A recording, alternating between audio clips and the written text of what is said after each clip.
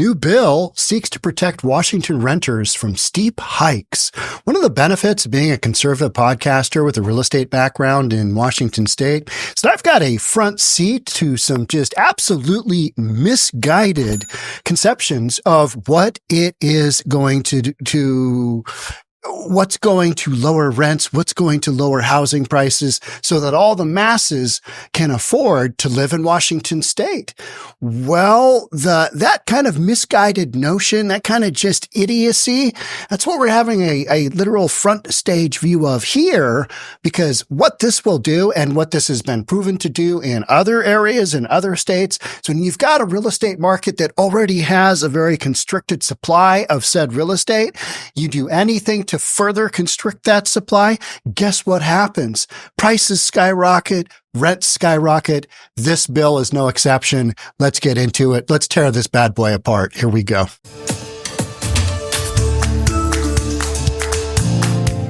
Well, here in Washington, some legislators are trying to put limits on how much landlords can raise the rent. Supporters say it would keep rentals affordable, but Within the first few seconds there, keep rentals affordable. I thought the reason you guys are complaining about this, endlessly complaining about this, because rents are too high. Rents are too high. Hey, it's a big, expensive market in Western Washington, and that's what this is all focused on. Outside of Seattle, nobody really gives a rip about anything that goes on in Washington. They just don't. It's all about Seattle. Seattle's got some of the highest rents in all the land. Seattle's got some of the highest costs of living anywhere, and it's because of policies like this that literally constrict your supply, and everybody goes, why are rents so high? I don't get it. This makes no sense. I mean, all right, let's keep going, though. Critics argue it could make the housing crisis worse. Bureau Chief Drew Mickelson has the details and reaction from the Capitol. Drew. Well, Joyce, this bill would also put restrictions on deposits and late fees, but the element that's getting the most attention would. Why do we never have bills that, ensure that tenants get the F out when they haven't paid rent for a couple of years, when they've got an eviction moratorium going on? Why don't we ever have bills like that? It's really interesting how we always tag the owner of the asset, don't we? I mean, it's straight up, it's communism. Let's give a little bit to everybody. This is great. It's going to work out great. Would cap rent increases to 7% a year. And that's an idea that is bringing out lots of renters, landlords, and developers here to the Capitol this session. The Senate Housing Committee was packed this afternoon. The bill sponsors say skyrocketing rents are just a major cause of homelessness in the state. And that is 100% nonsense. I'd say but this is a family show. We don't do that here. It's 100% nonsense. And the reason why? Drugs are your cause of homelessness here in Washington state. Go out into any homeless community, wherever you see tents. Go out there, walk around, look around, see what you come up with. And it ain't because people went, you know what? Just couldn't afford rent this month, so I'm going to take my family out here and we're all just going to live in tents and not pay any rent. No, these are people who make decisions to live in these communities, do drugs all day long, and then have knuckleheads like the state of Washington and King County and city of Seattle just coddle their lifestyles and then wonder, why is homelessness just skyrocketing? Why are rents going through the roof? I don't understand. And that's part of the problem. Most of the folks in Olympia do not have a real estate background. Most of the folks in Olympia don't own small businesses, nor do they care. They don't really care. They just get this misguided notion, well, if we can control it 7% and a bunch of fees, this will be great. Yeah, no. But critics argue the move could keep developers from wanting to build apartments in Washington. Yep. People of color are more likely to face housing instability because of the unaffordability of the basic human right of housing. Oh, wait a minute. We're bringing racism into this? What's wrong with you? Do you know how few what black people there are in Washington state? Do you know how few black people there are in the city of Seattle? I mean, It's all people that are affected by this. It's anybody who rents, and rents are high, and rents are never going to become affordable. You've already constricted that supply. You've got the Growth Management Act in the state of Washington. This is a big, big metropolitan area, Seattle, and that's literally what we're talking about, right? So anything else is just nonsense, including this person's statement on racism being one of the major reasons where people get behind on rent and then they just become homeless. Nonsense. Absolute nonsense. This is a product of systemic racism. And No. it is something that the legislature can do about it. In Washington, we embrace housing developers of all kinds under the ethos that increased supply is good for everyone. Yep. The moment we receive a certificate of occupancy and become a landlord, we go from the hero to the anti-hero. Yep. For the housing system in Washington to be win-win, that has to change. This bill died last year. There just weren't enough votes. It's not clear if it's enough support this year, but last week it passed out of a House committee.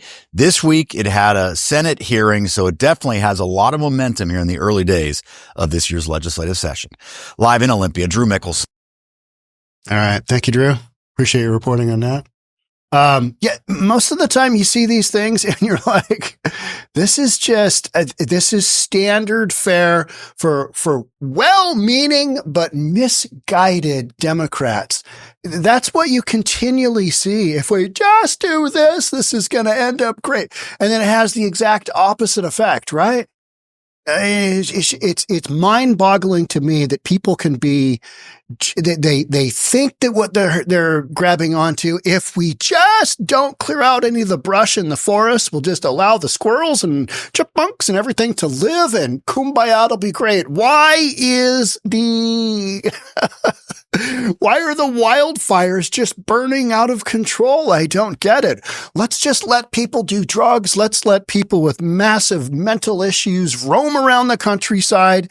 And then when they take a blowtorch out and set a fire going on, we're just going to go, oh, why is this happening? We're going to prosecute you to the full extent of it.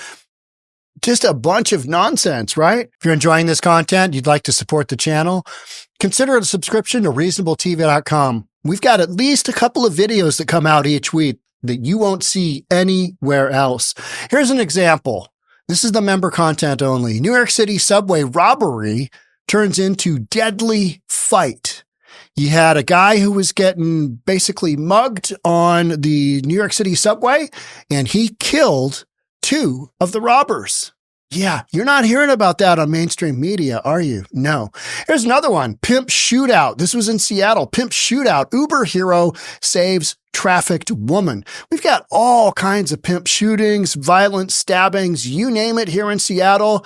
You want to check that out? You're not going to see it anywhere else. It's going to cost you $3.99 a month. Get a 14-day free subscription. Thanks in advance. Senate Bill 5222, sponsored by Who Cares, they're Democrats, would make it illegal to increase rent in the first year of a tenant's stay, regardless of the length of the lease term. After the first 12 months, rent increases would be capped at 7% each year unless a landlord can prove they qualify for an exemption. All right. So what happens on years where rents haven't really gone up? Because now we're no longer really following, the marketplace, which is, hey, Jimmy, how much you got your unit down there renting for? $1,200, Sean. Okay. I'm at $1,000. I've got between $1,000 and $1,200 I can go up to. If we're not really caring about what's going on in the marketplace, if we are just saying, well, next year, we don't know what's going to happen with rent, so let's just go ahead and drive ours up 7% because rents might go up 10%. They might go up 15%. Who knows? It's a supply and demand thing. Who knows? So let's make sure that we get our 7% this year. You're going to see some of that. That is an absolute thing. All right. They're capped. Okay. So there's one way where rents go up, right? And that's 7% each year unless a landlord can prove they qualify for an exemption. The exemptions appear to exempt landlords who are renting out bedrooms or units in their own primary residence, and also public housing property managers. Okay. All right. Suggesting the legislation is aimed more at corporate property owners and or people who own apartment buildings, as otherwise known as most of the landlords in the state, and or renting out housing that they do not primarily live in. That's your mom and pops, right? So, I mean, you've got basically all landlords in there, people renting out rooms in their homes. Okay. That is a big component of what's going on out there. But I think they realized, well, we can't tag everybody. So let's let these people. Landlords who fit any of these situations would be allowed to increase rent by, would be allowed to increase rent by more than 7% in a 12-month period. All right. Got a bunch of other exceptions. Under the bill, if a landlord increases rent more than 7%, tenant could terminate the lease at any time with 20 to 30 days written notice, depending on the property. Tenants would be responsible for prorated rent until they vacate, but landlords couldn't charge fines or fees for ending the lease. Well, where is the corresponding legislature, or if a tenant just flat doesn't pay their rent and automatic 60-day, boom, done, they're out? Where's that kind of protection for the landlords? And I'm just saying across the board, because during the whole pandemic thing, we had landlords who for years and years and years did not have tenants paying. And the court system just basically said, we're backed up. Can't do anything about it. And you had known tenants who abused these laws. I covered them here in Washington. I covered them here in Bellevue. This is just one more layer you're putting on the whole rental situation equation that is going to have a certain impact on landlords who are like, hey, I'd put my money in Washington State, but I'm going to go to a market where they don't have rent caps, where they don't do that kind of thing. I'm going to put my money there, because if they're doing a 7% rent cap now in Washington State, who knows what they're going to do down in the future? I don't want to have an asset that I can't control. And that's literally what you've got going on, is you've got, this layer of control that takes the ability for people with assets, real estate, they can no longer control it. They don't have control over it. The state does. The state is dictating what you can do with your rental property. Landlords who violate the law would be liable for tenant damages, such as excess rent, fees, and other costs under the Consumer Protection Act. I mean, you've got, everything is expensive here in Washington State. Everything is expensive, and it's only going to get more expensive because trying to build. Here's my next story. This is some of the absolute ludicrousy that goes on. Let's watch this video. You got some tree huggers here. These tree huggers should be strung up from the tree we're talking about.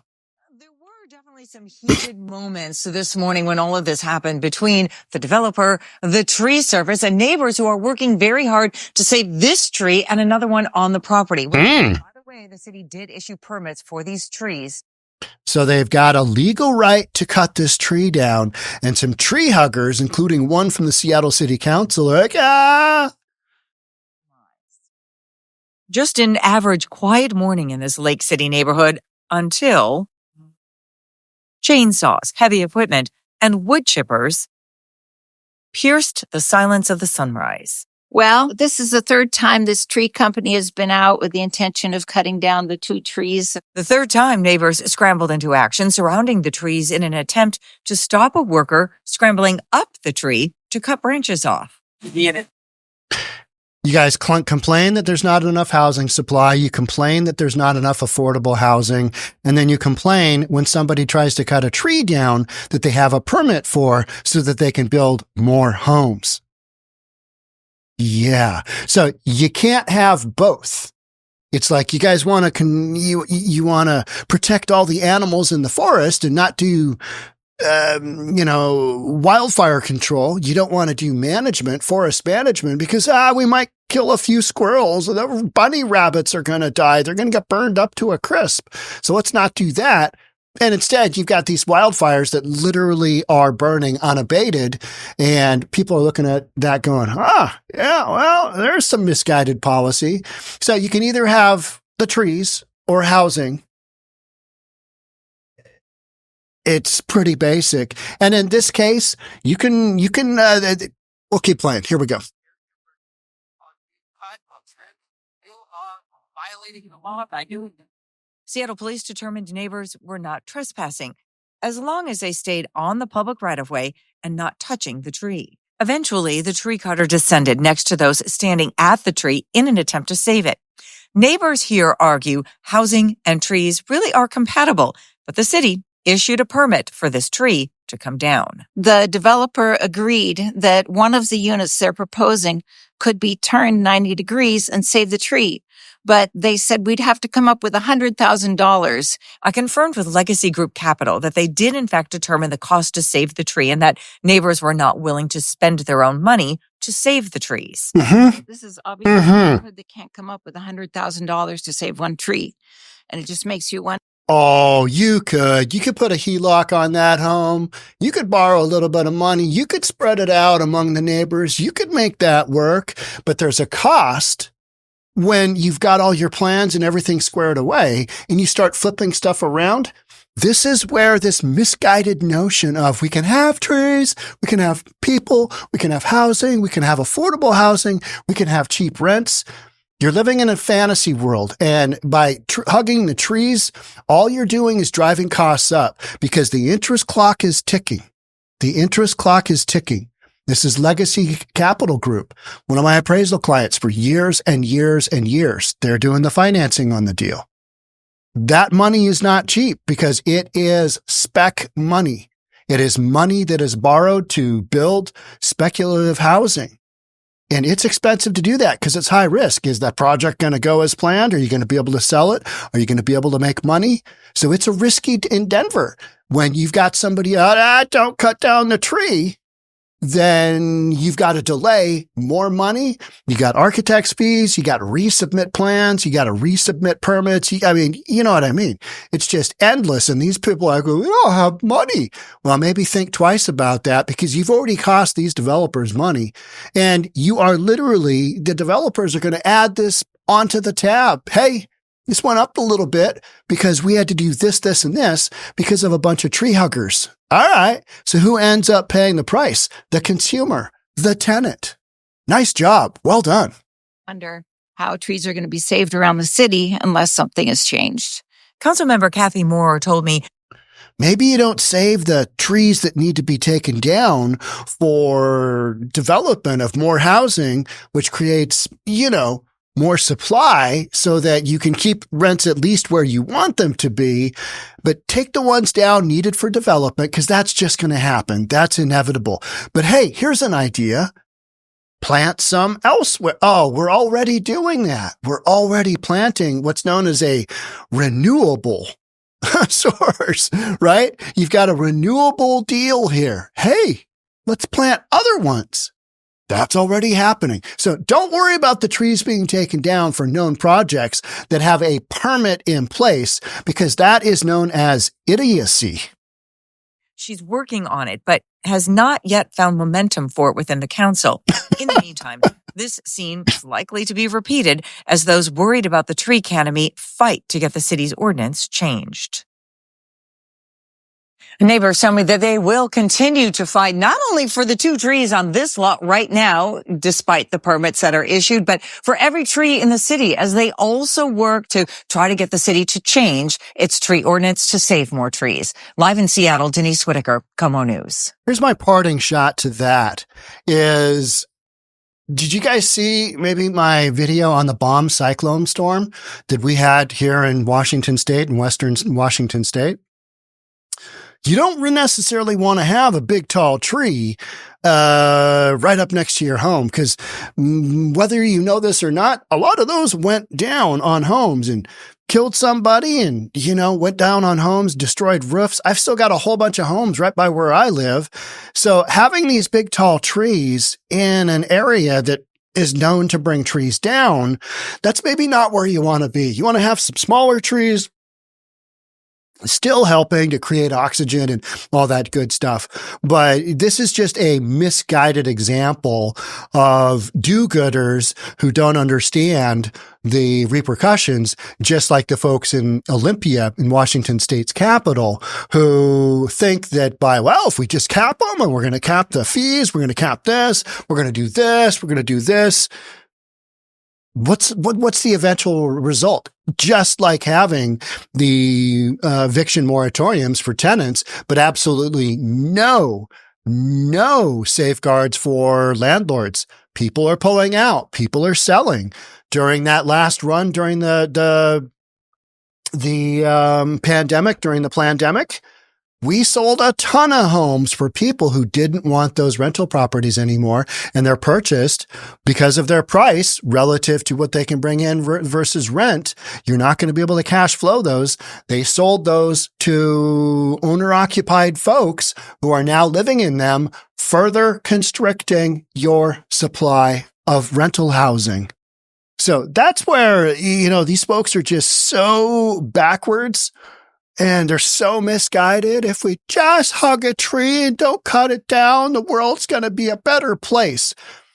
Well, yeah, but it's going to be more expensive, and it's going to have the exact opposite impact that you're hoping for. You're hoping for a world of trees in an affordable land with cheap rents. You can't have it all. You're going to have to pick one or the other. Which way you want to go? It's up to you. I know which way you're going to go, and it's going to have the exact opposite impact of what you're hoping for. And you know what? The beauty of this is time will tell. Were rents stabilized? Did rents come down? Did rents drop, precipitously? Oh man, that was a great idea. No, none of this will have this impact. It'll have the exact opposite. And we'll be able to look back on this and go, hey, where were rents at the time Sean recorded that versus where they are now? Whoa, wow, they really went up, didn't they? Huh, that's weird. Well, but let's try something else. Let's just try something else, and we'll just see if that works. And I'll just keep doing something. Got to do something. Yeah, it's it for me on this one. Thanks for being here. I'll catch up with you in the next one. Bye for now.